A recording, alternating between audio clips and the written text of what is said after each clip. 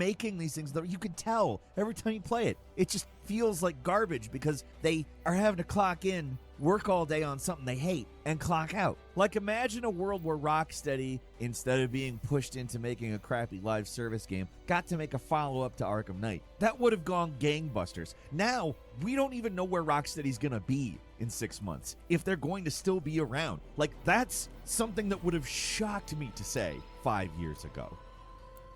At number 9 is delisting games, not content with just like vaulting unreleased movies. Warner Brothers is adding video games to the chopping block with a lot of indie games published under the Adult Swim banner.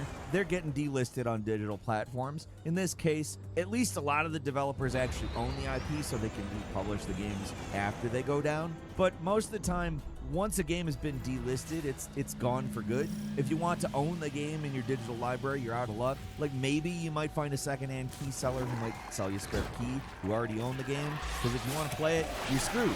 There's a lot of reasons why a game gets delisted. Sometimes the company loses the rights to an IP or the licensing agreement runs out, which is understandable, but that doesn't make it not suck. With situations like the Warner Brothers story going down the way it did, games are getting delisted for no particular reason. It's just corporate belt tightening. They want to make their bottom line look better, so they don't want to pay the pennies it takes to keep the games available. They're just cutting them. Simple as that. I don't think I need to tell you why that sucks. Imagine if every game publisher out there was as mercenary about their games.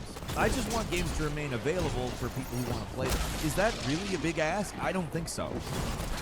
At number 8, releasing intentionally unfinished games. It's a problem that's been with the industry for years now, and it doesn't seem to be letting up anytime soon.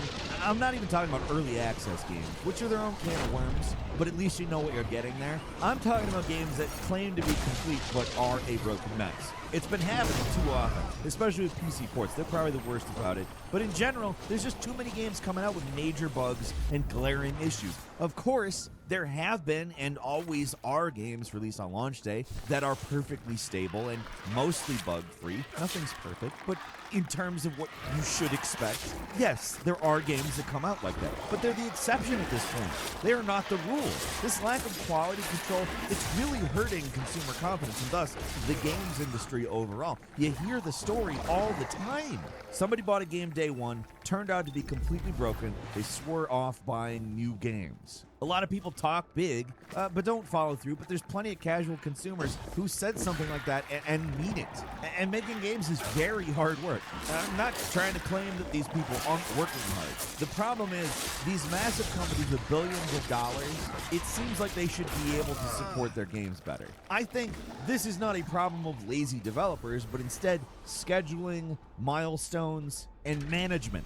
Still, somehow, games get released unfinished and they never get fixed. EA, looking at you here, you're easily the worst about this. Activision, not much better. But even back in the mid-90s, games did come out with major issues. Like, look at Sin or the first Unreal. But those things were actually doing certain things for the first time and got patched. It's weird, but somehow it seems like they...